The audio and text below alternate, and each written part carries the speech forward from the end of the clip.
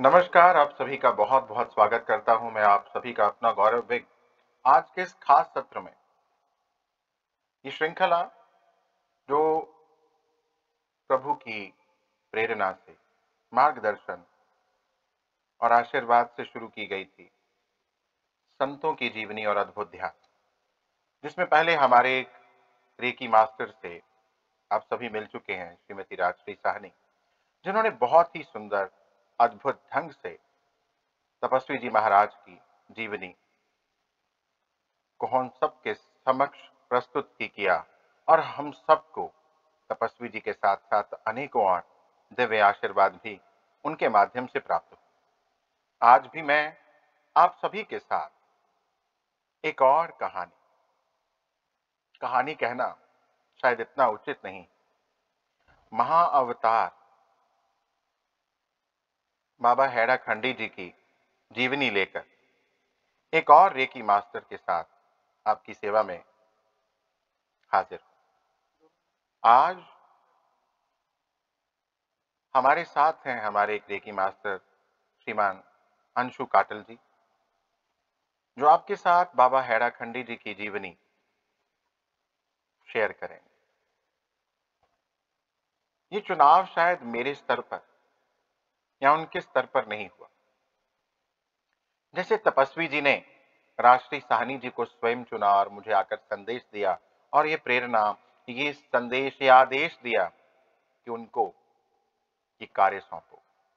इसी तरह से हम पीछे ध्यान से ध्यान तक की यात्रा के लिए जब गए थे, तो हेड़ाखंडी आश्रम में जब गए, तो उसके आने के बाद वहीं पे एक प्रेरणा तो उन्होंने दे दी कि आप सबके साथ भी उनकी ऊर्जा, उनके प्रेम, उनके आशीर्वाद को साझा किया जाए। पर उसके लिए चुनाव मेरा मन था मैं करूं। पर तभी वहां पर उस यात्रा के दौरान ही अंशु जी को ये मेरे से कहलवा दिया गया कि अंशु जी आप तैयारी करिए। हालांकि उनके बारे में, बाबा जी के बारे में बहुत कुछ कहीं लिखा हुआ नहीं मिलता है, इंटरनेट पर, यूट्यूब पर कुछ भी नहीं मिलता है, शायद ही बहुत कम। पर हमने कहा जिन्होंने प्रेरणा दी है, जिनका ये कार्य है, जो आप तक पहुंचना चाहते हैं, वो खुद ही बताएंगे क्या बोलना है, क्या करना है। जब वापिस आए तो जैसे एक गृहस्थी, एक कामकाजी व्यक्ति अपने कामकाज में, अपने घर में, अपने कामकाज में, बाकी सब चीजों में इतना व्यस्त हो गया, व्यस्तता बन गई, तो भूल गए अंशु जी। मैंने कुछ पुस्तक लेके आया था, पढ़नी शुरू की। पर बाबा जी अंशु जी को, अब अंशु जी अपना अनुभव खुद साझा करेंगे आपके साथ, में और विलंब नहीं करूंगा। किस तरह से उनको बाबा जी मिले, किस तरह से बात करी, किस तरह से संदेश दिया और साइमल्टेनियसली साथ साथ में ही मेरे पास आकर के मुझे कहते हैं कि उसको बोलो और तारीख फिक्स कर दो 20 जनवरी। तो आज 20 जनवरी उन्होंने चुनी, हम आपकी सेवा में हाजिर हैं और विलंब न करते हुए मैं अंशु जी को आमंत्रित करूंगा और आप सभी को बोलूंगा कि एक क्षण भी इस सेशन का मिस करने योग्य नहीं, क्योंकि आप जब साथ में जुड़े हैं, आप जब साथ में जुड़ गए हैं, तो इस समूह की ऊर्जा केवल हम 40 लोग, 50 लोग नहीं हैं, हम चंद लोग नहीं जुड़े हैं, बल्कि अनेकों ऋषि मुनि गण हमारे साथ आ गए हैं। भगवान शिव हमारे साथ आ गए हैं और विलंब न करते हुए मैं आमंत्रित करता हूं अंशु जी को। अंशु जी, आपका स्वागत है, आइए। तो नमस्कार, ओम नमः शिवाय। तो ये जो हमें प्रेरणा मिली, इसकी शुरुआत हुई नवंबर 2021 से। नवंबर 2021 में हमें गौरव सर के साथ ध्यान से ध्यान तक की यात्रा पे जाने का सौभाग्य मिला। तो इस यात्रा में हमारा लक्ष्य था कि हम 3 दिव्य स्थानों की असीम शक्ति से के केंद्रों पे हम जाएंगे, जिनमें से एक थे महाअवतार बाबा जी की गुफा, दूसरी थी बाबा नीम करोली जी का आश्रम और तीसरा था बाबा हैदा खंडी जी का आश्रम। तो जब हम बाबा हैदा खंडी जी के आश्रम में पहुंचे, तो वहां जाके हमें अवसर मिला कि हम उनके मंदिर में बैठ के ध्यान कर सकें। तो इस ध्यान से पहले हम सब में से कोई भी अ, महाअवतार बाबा खंडी जी के आश्रम के बारे में मतलब हम इस तरह से वाकिफ नहीं थे कि ये कौन है, कहाँ से आए, कब आए। हमारे लिए बस ये आश्रम एक यात्रा का पड़ाव था जिसे हमें विजिट करना था। तो वहाँ पे बाबा हैदर खान जी के आश्रम में हमें उनके मंदिर में उनकी मूर्ति के सामने बैठ के हमें जब ध्यान करने का अवसर मिला, तो वहाँ पे वो 1 घंटे या 1 घंटे से ज़्यादा का ध्यान किस तरह निकल गया, वो मिनटों में निकल गया, हमें पता भी नहीं चला। और और ऐसा था कि वहाँ से जब वो ध्यान करके हम आंखें खोली, जब गौरव सर ने बोला कि ठीक है अब हम चलते हैं, पर वो ऐसा था कि उस समय हम में से किसी का भी वहाँ से ना उठने का मन था, ना वहाँ से जाने का मन था। बस हम सामने वहाँ बैठी उस मूर्ति को निहार रहे थे, और बाबा जी की जो तस्वीरें लगी थी बस उन्हीं को निहार रहे थे, और बस मन ही मन मुझे लग रहा है कि हर कोई यही सोच रहा था कि मतलब ये कैसा है कि इस शक्ति से आज तक हम अभी तक इसको जान नहीं सके, हम इससे वंचित रहे। हम लोग सब यही सब कुछ सोच रहे थे कि मतलब ये बाबा जी कहाँ थे अभी तक, कहाँ हम क्यों नहीं इन तक पहुँच सके। हमने इतने संतों के बारे में सुना है, काफ़ी देर से गौरव सर से जुड़े भी थे, तो काफ़ी के बारे में हमें जानने का मौका मिला, बट इनके बारे में हम कभी हमने सुना भी नहीं था। तो हम लोग सब लोग बस मन में थे, बस ये इन विचारों के साथ सब लड़ रहे थे। तो इतनी देर में एक अभी खुद को थोड़ा सा संभाला ही था, तो एक बुजुर्ग वहां पे आए। तो ऐसा लगा कि जैसे बाबा जी ने खुद ही उनको वहां भेजा है ताकि वो हमारे मन में जो सवाल चल रहे हैं उनका हमें उत्तर मिल सके। तो और वो जब हमें बाबा जी के चमत्कारी जीवन और उनकी लीलाओं के बारे में बताने लगे, तो मैं उनकी आंखों में देख सकता था कि उनका, क्योंकि वो एक ऐसे शख्स थे जो बाबा जी को साक्षात रूप में देख भी चुके थे और उनसे मिल भी चुके थे। कि जब बाबा जी ने मानव रूप में उस आश्रम में रहे, तो उस दौरान वो जो बुजुर्ग थे वो उनके एक साथी थे, तो उनकी एक उनके ग्रुप के एक सदस्य थे। तो जब वो उनके बारे में बता रहे थे, तो उनकी आंखों में मतलब वो आंसू हमें सामने दिख रहे थे कि वो प्यार, वो निष्ठा जो बाबा जी के लिए उनके मन में है, वो किस हद तक थी। और हम वो चीज़ हम लोग फील कर सकते हैं, वो एनर्जी इतनी ज़्यादा थी कि वो इमोशंस हम सब फील कर पा रहे थे।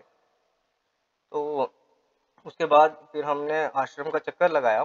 तो आश्रम का चक्कर लगा रहे थे तो गौरव सर ने मुझे बोला कि अंशु जी आप संतों की जीवनी में बाबा जी के बारे में बोलोगे। तो मेरे लिए ये बात बड़े सौभाग्य की बात थी कि मुझे गौरव सर ने चुना वहाँ बोलने के लिए, बाबा हैदर जी के लिए बोलने के लिए।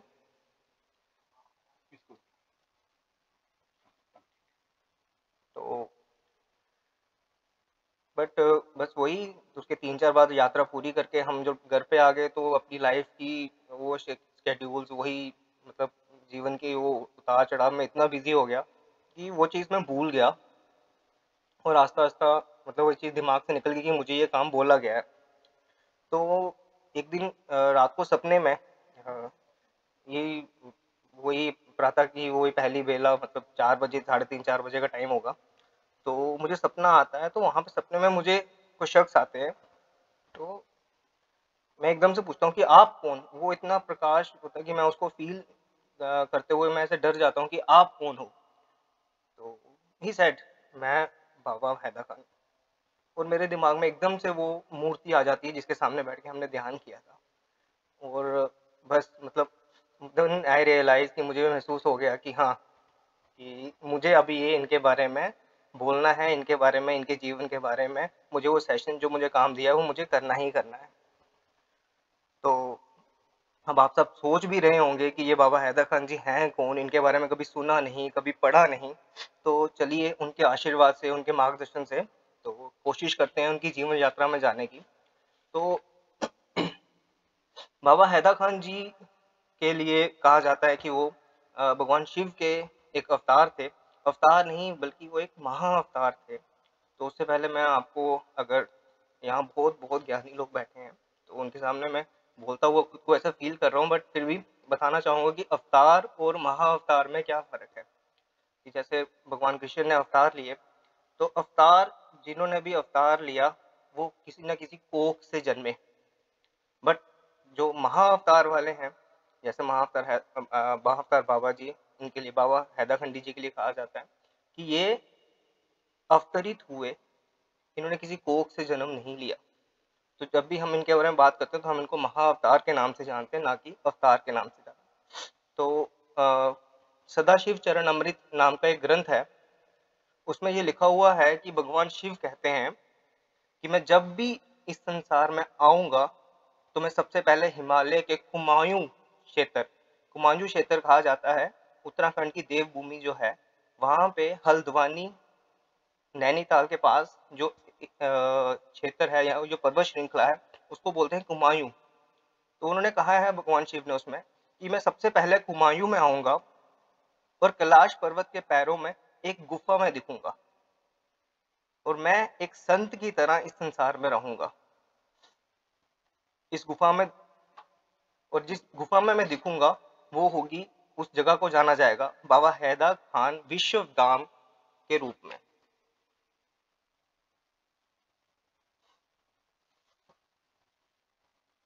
तो ये सब कुछ भगवान शिव बोल रहे थे अपने शिव गणों के सामने, उनका पूरा परिवार वहां बैठा हुआ था। तो उसके बाद वहां के जब भगवान शिव ये बोल के उठे तो शिव गणों ने उन्हें, जब उन्होंने बोला कि मैं एक साधु के रूप में आऊंगा, तो भगवान शिव के गणों ने, उनके साथियों ने उन्हें एक कुर्ता, एक टोपी, एक जनेऊ, एक लंगोटी और एक फूलों का हार भगवान शिव को दिया।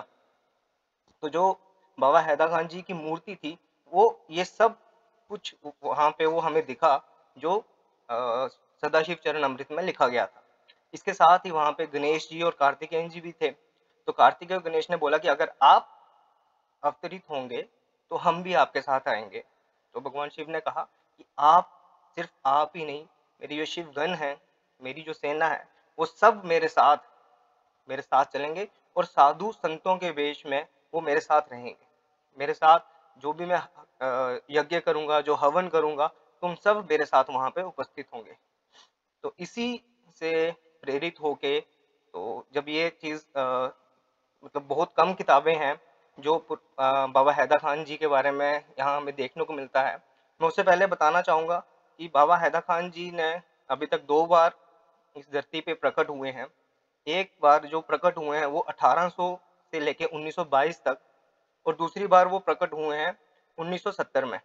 तो आज मेरा एक प्रयास होगा कि मैं आपको बाबा हैदा खान जी के पहले अवतार से परिचित कराऊंगा, जब वो पहली बार इस धरती पे प्रकट हुए। तो ज़्यादा किताबें नहीं हैं, ज़्यादा सोर्सेज नहीं हैं, पर लेकिन फिर भी हिंदी की कुछ किताबें हैं जो लगभग बताती हैं कि 1800 से लेकर 1922 तक बाबा जी हैदा खान नाम के गांव में रहे। तो अब नाम जो ये पड़ रहा है हैदा खान, उसका कारण है कि एक हरड़ नाम का एक जड़ी बूटी होती है, हरड़, जो वहाँ पे उस स्थान पे पाई जाती थी। तो उस हरड़ नाम की जड़ी बूटी से ही नाम पड़ गया उस जगह का, हरड़ वाली जगह। तो वहाँ से वो हरड़ खंडी, हैदा खंडी और प्रोनाउंस होता होता वो आज हैड़ा खान, हैड़ा खंडी बन गया है। तो जब 1800 में जब पहली बार बाबा हैदा खंडी जी अवतरित हुए, तो वो एक प्रकाश रूप में अवतरित हुए एक गुफा में। तो वहाँ पे जब लोगों ने उनसे पूछा कि आप कौन हैं, तो बाबा जी ने पूछा कि ये जगह कौन सी है। तो उन्होंने बोला कि ये हैदा खान जगह है। तो बाबा जी ने बोला ठीक है, तो मैं हैदरदन बाबा हूँ। तो यहीं से उनका नाम पड़ा हैदा खान बाबा। तो अब उनके चमत्कारों के बारे में देखा जाए तो एक बड़ी सिंपल लाइफ उन्होंने जी। वो कभी भी अपनी शक्तियों का प्रदर्शन इस तरह से नहीं करते थे कि मतलब उनको उस समय में भी उनके कोई बड़े ज़्यादा फॉलोअर्स नहीं थे, बड़े ज़्यादा लोग नहीं थे जो उनके आसपास होते थे। बड़ी सिंपल सी एक आम इंसान की तरह वो रहे। उनके जो चमत्कार हैं उनमें लोगों को ठीक करना, मरे हुओं को उठाना, एक ही समय में कई जगह अपनी उपस्थिति देना, ये सब कुछ जो है उनके चमत्कारों में गिना जाता है। लेकिन ज़्यादातर लोग बाबा जी के पास आते थे क्योंकि वो एक मानव की तरह, सामान्य मानव की तरह वहाँ रहते थे। तो उनके एक दिव्य प्रेमी के रूप में उनका अनुभव लेने लोग आते थे। पहाड़ों के लोग, शिक्षित, अशिक्षित, शिक्षित, इवन वेस्टर्न वर्ल्ड के लोग, पश्चिमी सभ्यता के लोग, काफ़ी लोग वहाँ पे आए थे और उस समय पे कहा जाता था कि जब तक कम्युनिकेशन के कोई सोर्स नहीं है, वहाँ पे कोई जानता नहीं है, लेकिन फिर भी हमारे पश्चिमी देशों से लोग वहाँ पे आते थे और ये सब कहा जाता है कि बाबा जी उनको सपने में ही ये गाइडेंस देते थे कि ऐसे-ऐसे यहाँ पे हल्द्वानी नाम की जगह है, वहाँ पे मेरा आश्रम है, बाबा हैदर खान जी का आश्रम है, तो आप लोग वहाँ आइए। तो ये शक्ति जो थी, ये उन बहुत सारे लोगों को अट्रैक्ट करती थी, काफ़ी लोग उनके पास उस समय भी आते थे। तो उसी के उन्हीं के उस जन्म में एक वार्तालाप बहुत जगह मुझे पढ़ने को मिला। वो आप लोगों ने अगर किसी ने वो किताब पढ़ी हो, ऑटोबायोग्राफी ऑफ ए योगी, तो उसमें स्वामी योगानंद परमहंस जी ने एक संत जी का जिक्र किया है, 2 शरीरों वाले संत।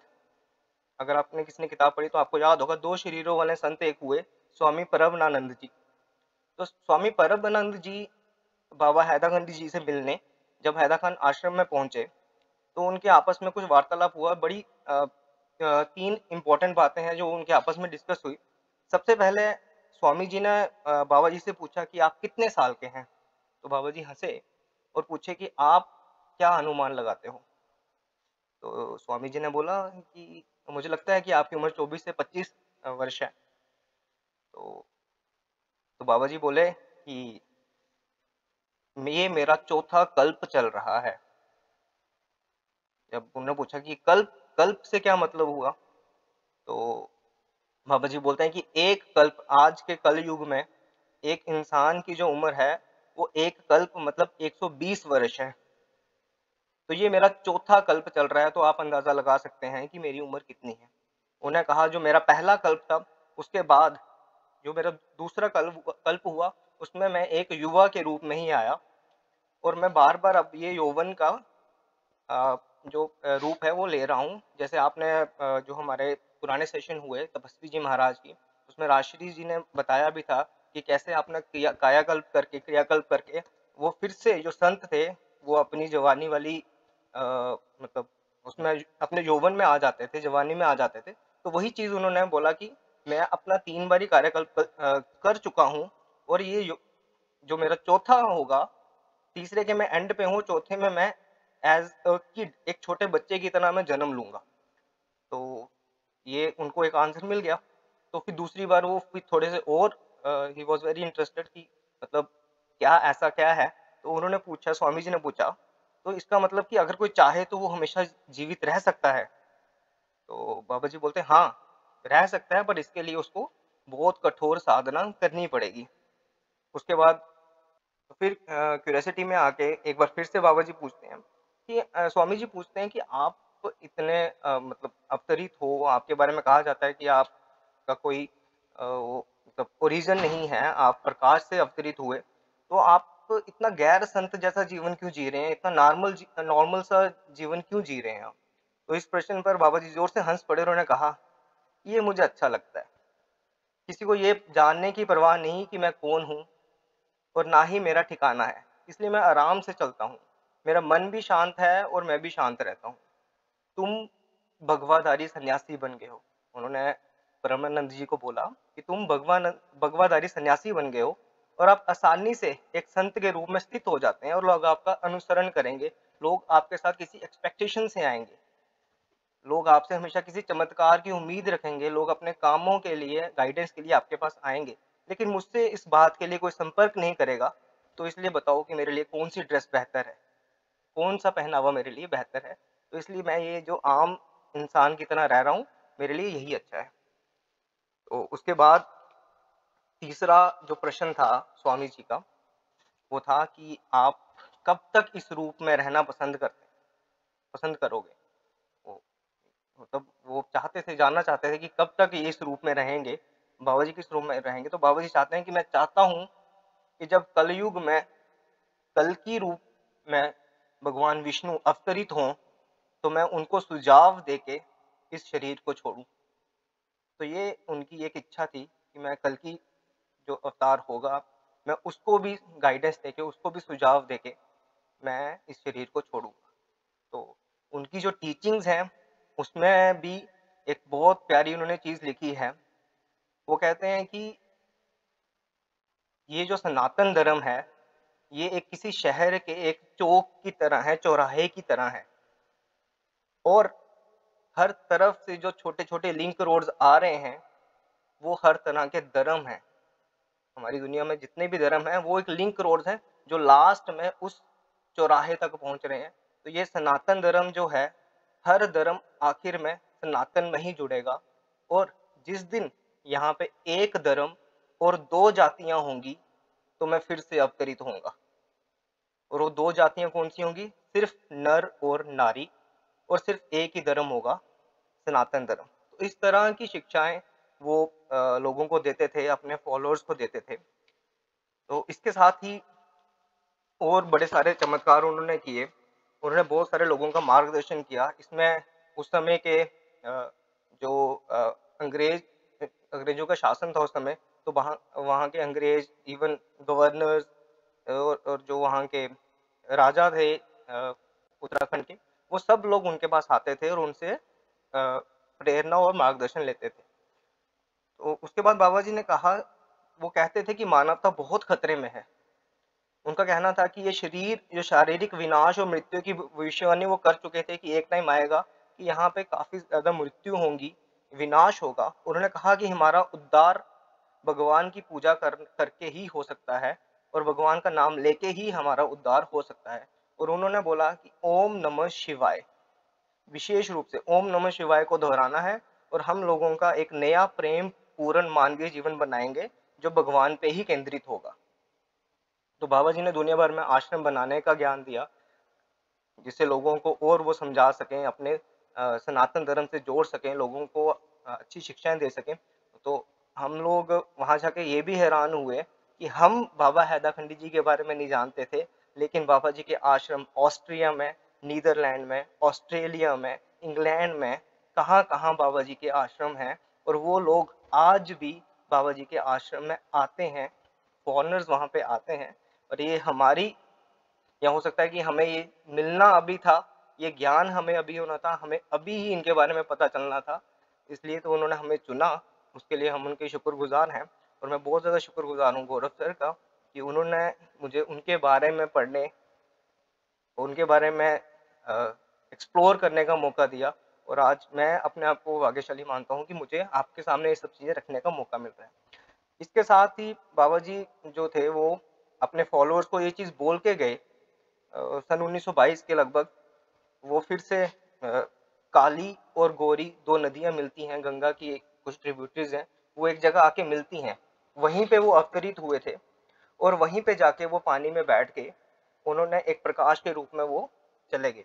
बट वो जाते-जाते एक चीज़ बोल गए अपने फॉलोअर्स को कि मैं फिर से आऊँगा, और जब मैं आऊँगा तो मैं एक मंत्र, वो अपने फॉलोअर्स को बोल के कि ये मंत्र मैं आपको बताऊँगा, जिसके कान में ये मंत्र बोलूँगा, तो वो समझ जाना कि ये मैं ही हूँ। तो ये जो इनका पहला अवतार था, ये 1922 तक का था, और जो उनके लाइफ के कुछ काम जो एंडिंग रह गए थे, जो उनको लगता था कि मुझे ये करने हैं, उसके लिए वो फिर से अवतरित हुए 1970 में आके। तो 1970 में और 1984 का उनका जो लाइफ स्पैन है, वो मैं चाहूँगा कि मुझे गौरव सर फिर से मौका दें, और मैं एक दूसरे एपिसोड में उनके बारे में थोड़ा-सा और विस्तार पूर्वक बता सकूँ। आज के लिए मैं उनके फर्स्ट जन्म पे ही इस संतों की जीवनी में जो श्रृंखला है, उसके फर्स्ट जन्म पे ही मैं इसको कंक्लूड करता हूँ। ठीक है, थैंक यू सो मच, आप सबका बहुत-बहुत धन्यवाद कि आप सबने इतने ध्यान से, इतने आराम से मुझे सुना, और मैं उम्मीद करता हूँ कि भगवान के आशीर्वाद से, बाबा जी के आशीर्वाद से मैं अपनी फीलिंग्स और अपने विचारों को अच्छे से आप तक कन्वे कर सका। बहुत-बहुत धन्यवाद।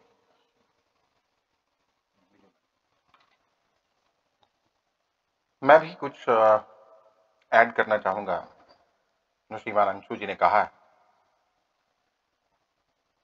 कि वहाँ जब हम बैठे थे, तो मुझे लग रहा था कि आँखों से ऐसी एक धारा बह रही है, अश्रु बहते चले जा रहे हैं। और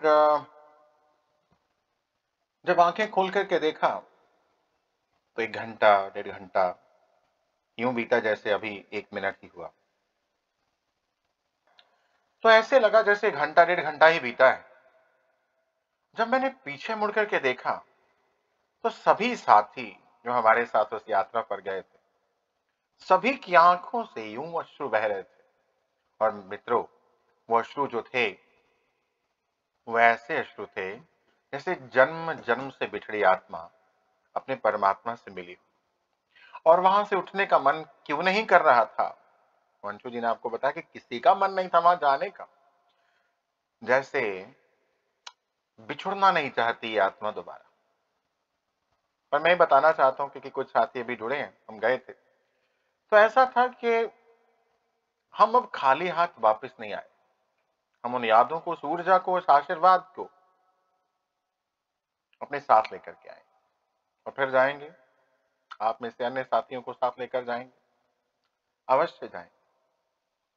अभी हम बाबा जी का एक और संदेश कि अभी संसार में एक नए संसार का निर्माण करना है। एक नए संसार का निर्माण होगा, एक नया धर्म बन जाएगा जहां केवल स्त्री और पुरुष दो ही जातियां होंगी। उसकी ओर हम बढ़ रहे हैं। It's a time of new energy, नई ऊर्जा का समय। इसीलिए जो संतों ने गुफाओं में जाकर के सालों साल में पाया, जीवन कई कई जीवन काल बिता करके पाया, वो हमें घर में बैठे हुए कुछ ही दिनों, हफ्तों, महीनों में मिल रहा है।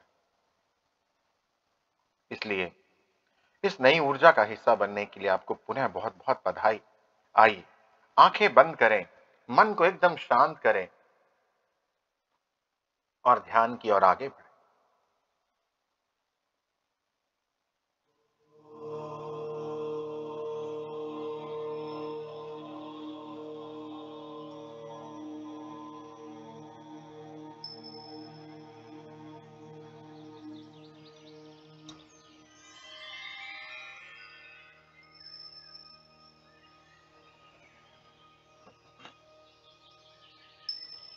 आइए आंखें बंद, मन एकदम शांत। हाथों की उंगलियों को दूसरे हाथ की उंगलियों में डालकर फिंगर्स को लॉक कर अपनी गोद में रखें। पाल पालथी मारी है तो उचित है, अन्यथा सोफा, कुर्सी इत्यादि पर बैठे हैं तो अपने पांव को क्रॉस कीजिए।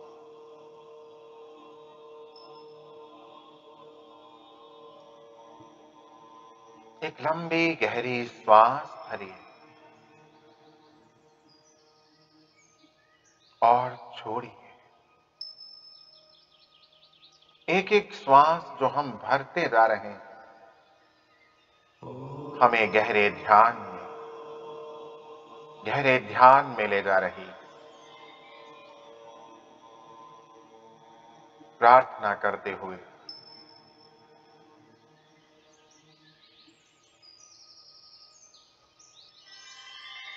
गुरुजनों को, बाबा को आमंत्रित करते हैं।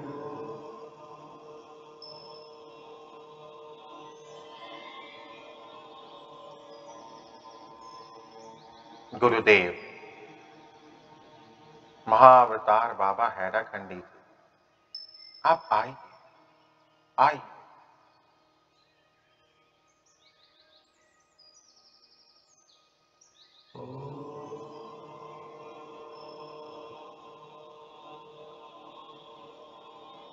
आपके सामने भगवान शिव महाआदि पराशक्ति के साथ आ चुके हैं।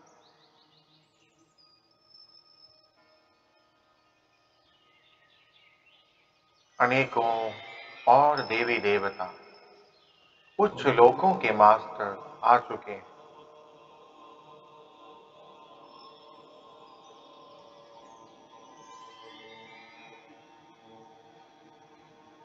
अभी हम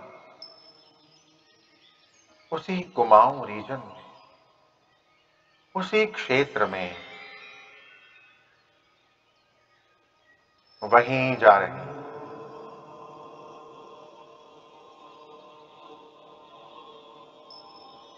जहां भगवान शिव ने स्वयं आकर ध्यान किया।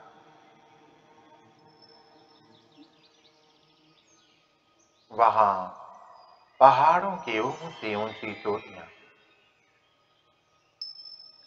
नीचे पवित्र नदी बह रही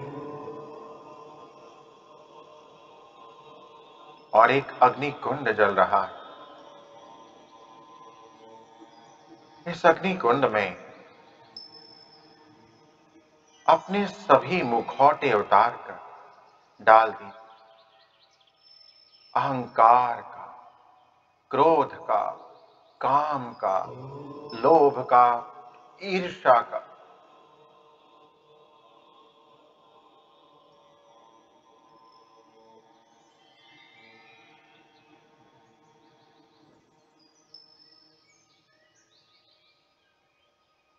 और अपनी ट्रू फॉर्म में, अपनी ओरिजिनल फॉर्म में आ जाइए।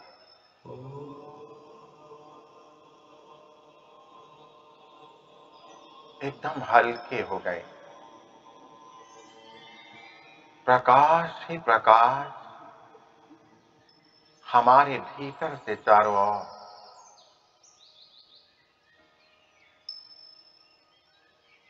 सामने अनेकों ऋषि मुनि संत जन बैठे हैं।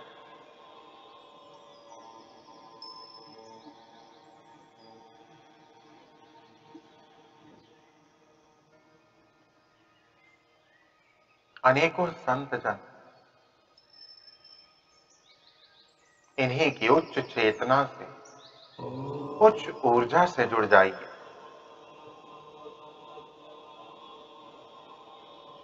परम शांति और जगत कल्याण की भावना से हम सभी जुड़ते जा रहे हैं।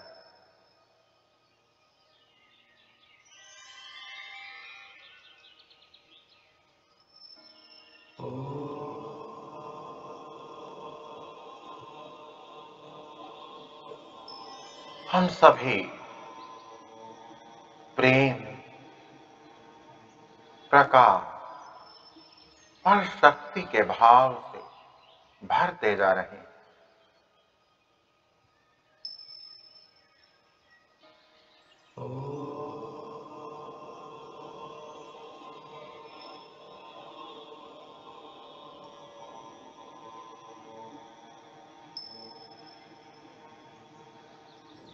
ऊपर से इतनी ऊर्जा बह रही, मानो स्नोफॉल हो रही, बर्फबारी हो रही। इतनी दिव्य ऊर्जा नीचे की ओर बहती चली जा रही, स्नोफ्लेक्स की तरह।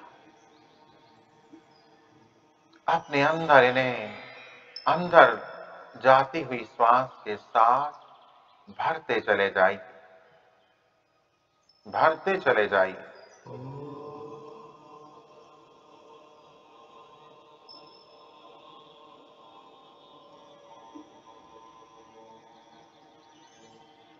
अपने आप को इस सामूहिक ऊर्जा के साथ, इस ग्रुप की सामूहिक एनर्जी के साथ जोड़ लीजिए।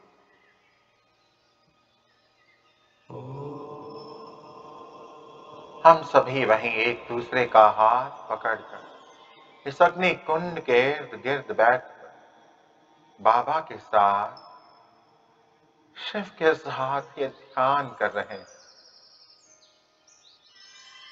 आनंद, प्रेम, शांति हमारे भीतर भरती चली जा रही है। हर तरह की ब्लॉकेजेस, बाधाएं, पुराने पैटर्न, टेंडेंसीज, आदतें, स्ट्रेस, तनाव, पुराने जमा इमोशन, पीड़ा, सबको इसी अग्नि कुंड में डालते चले जाइए और ये एकदम हल्के, शांत हो जाइए।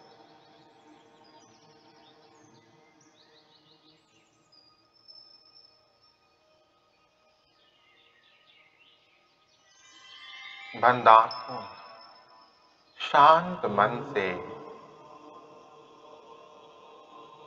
इसी हवन कुंड के इर्द गिर्द बैठ बाबा के साथ, भगवान शिव के साथ, मां आदि पराशक्ति के साथ नव निर्माण में आगे बढ़े। इस संसार में नए संसार का निर्माण हो रहा है। नव निर्माण में आगे बढ़े, आगे बढ़े।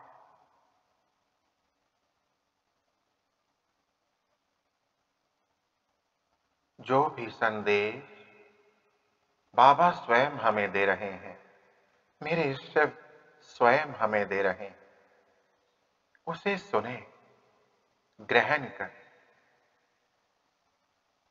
देखें, भगवान गणपति भी साथ, कार्तिक जी भी साथ, अनेकों शिवगण भी।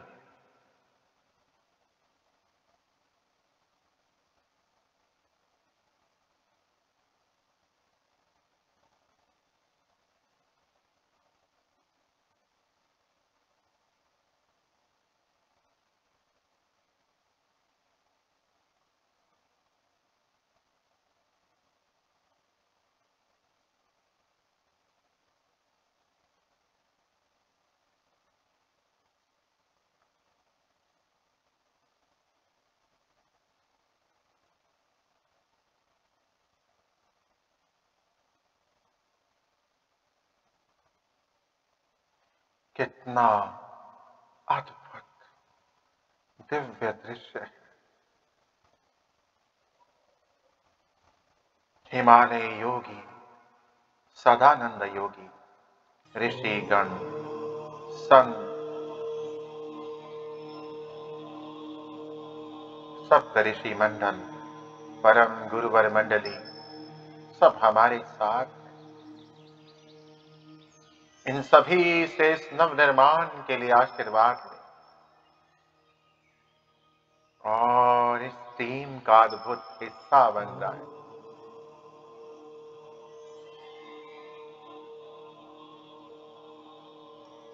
प्यारी आत्माओं, इन सभी दिव्य शक्तियों को नमन करें। इसी ऊर्जा को साथ लिए हुए, धन्यवाद करते हुए, मार्गदर्शन लेते हुए वापस अपने शरीर में लौटें।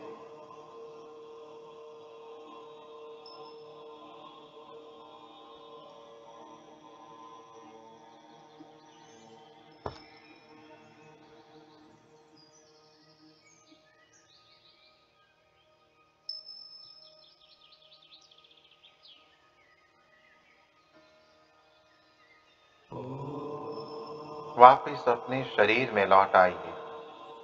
अपनी हथेलियों को अपनी आंखों पर रखिए। एक लंबी गहरी श्वास भरिए और छोड़िए।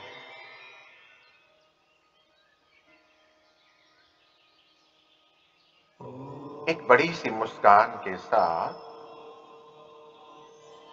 अपनी आंखों को खोलिए। एकदम मुस्कुराहट।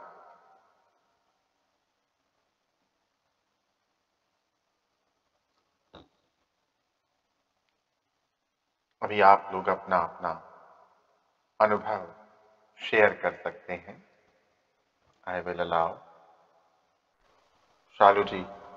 जी जी सर, सर, नमस्कार नमस्कार सर। सर। नमस्कार।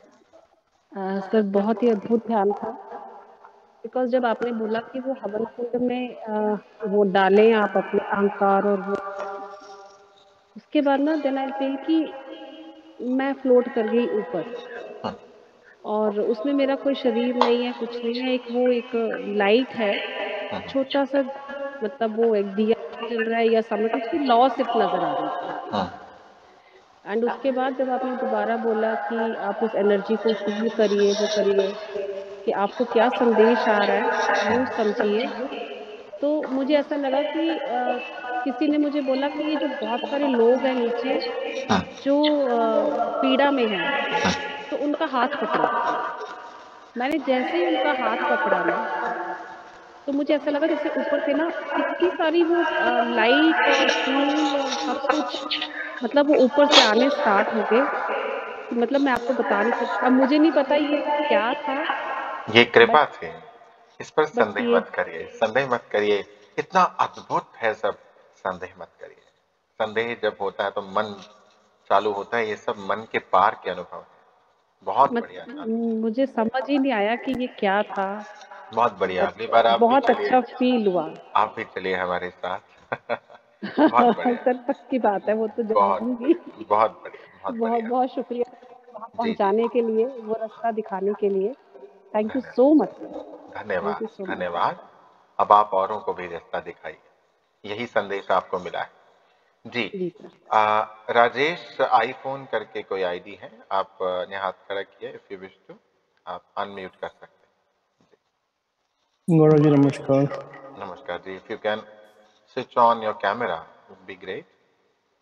एक्चुअली मेरा कैमरा ऑन हो नहीं रहा, कुछ ठीक परमिशन है, नहीं नो मिल रहा इसमें। No issues, no issues. हाँ आपका धन्यवाद और अंशु का भी धन्यवाद। जी। वो हमें एक ऐसा एक्सपीरियंस था कि एक अलग ही डायमेंशन में चला गया जी। और वहां से वापस आने की इच्छा नहीं हो रही थी। बिल्कुल आउट ऑफ बॉडी एक्सपीरियंस था। बहुत बढ़िया। और आपसे रिक्वेस्ट है कि फ्यूचर में वहाँ पे आपके साथ जाने का मौका मिले। जरूर मिलेगा। जब आप पर कृपा हो गई तो हम कौन है, हम तो सिर्फ माध्यम है ना। जरूर थैंक यू, जरूर मिलेगा, अवश्य मिलेगा। धन्यवाद। धन्यवाद। हाँ जी, और कौन बोलना चाहता है? They can raise the hand, they can send it in the group. हाँ जी, सपना जी मैं आपको अनम्यूट कर रहा हूँ।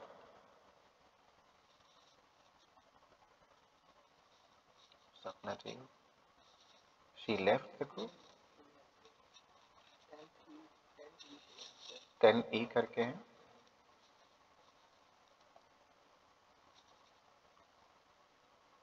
हाँ जी, श्रेयांश। सपना जी अनम्यूट करिए। जी। प्रणाम सर। हाँ जी। सर सबसे पहले आपको बधाई, ये जो आपने श्रृंखला की है, हम पे कृपा की, का बहुत बहुत धन्यवाद। और सर जैसे ही आपने बताया शुरू, तो मैं तो एक चर्चा में ही चली गई। मुझे पता ही नहीं लगा कि मैं कब गई और कब आई वहां से। और बहुत ही अच्छा लगा, और भी कुछ दिखा पर मुझे थोड़ा सा ध्यान नहीं है मुझे, पर मैं आपको बताऊंगी और मुझे बताइएगा कि मैंने क्या देखा। मुझे अभी पूरा मतलब कि पूरी उसकी डिस्क्रिप्शन दिखाई नहीं दे रही है क्योंकि मैं किसी का नहीं, पर जितना भी देखा, जो भी लगा, जो भी एहसास हुआ, आपका बहुत सुनेता, बहुत बहुत बहुत थैंक यू। बढ़िया। हाँ जी, और किसी को करना है शेयर करना है अनुभव? श्रीमती राजश्री साहनी जी, आपका शायद था। हाँ जी, आप अनम्यूट करिए, मैंने आपको दिया परमिशन।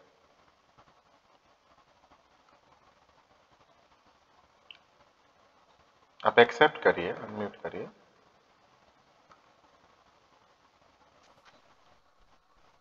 हाँ जी। नमस्कार गौरव जी। जी नमस्कार। गौरव जी, ध्यान एकदम चला गया, हम्म, जैसे हम वहीं पर बैठे हुए हैं। वो एक एक जगह, एक एक कोना याद आने लगा, कैसे हम लोग रो रहे थे वहां। तो आने का मन नहीं था, इसीलिए हम 2 दिन के बाद फिर से एक बार गए थे वहां पर। बिल्कुल बिल्कुल। तो बाकी आज शाम को ही मुझे नहीं पता क्या ठीक है क्या नहीं, लेकिन मुझे ऐसे मैसेज मिल रहा था कि बाबा जी बोल रहे हैं अभी मटेरियल और मिलेगा। मिलेगा मिलेगा, मिल रहा है। आज ही बहुत हाँ, कुछ मिला जी, इसीलिए एक मुझे एपिसोड की बजाय 2 बने। अब उनकी इच्छा है, और आज उन्होंने मुझे एक और भी संदेश दिया जो मैं समय आने पर आप सबके साथ साझा भी करूंगा। बिल्कुल मिल रहा है। शाम को ही ये स्टोरी शुरू होने से पहले ही जैसे लगा कि वो कह रहे हैं अभी मटेरियल और है। बहुत बहुत मिल रहा है आज तो। ऐसे ऐसे सब कड़ियां जुड़ गई और बहुत कुछ और आ गया। बिल्कुल मिल रहा है। बहुत बढ़िया जी। धन्यवाद। हम वहीं पे खो जी गए वहाँ पे, जैसे जी कितना अच्छा लग रहा था उसे। जी आई कैन स्टिल फील कि आप अभी भी उसी आनंद में हैं वहीं। बहुत बढ़िया, धन्यवाद। हाँ जी, और किसी को कुछ शेयर करना है वो मैसेज कर सकते हैं और चैट बॉक्स में वील अनम्यूट, हम उनको अनम्यूट कर देंगे। इस अद्भुत सेशन को हम यहीं समाप्त करते हैं। आप इस सेशन की रिकॉर्डिंग YouTube पर देख सकते हैं, औरों के साथ भी साझा कर सकते हैं और यह ध्यान दोबारा फिर से कर सकते हैं, बार बार कर सकते हैं, रोज कर सकते हैं।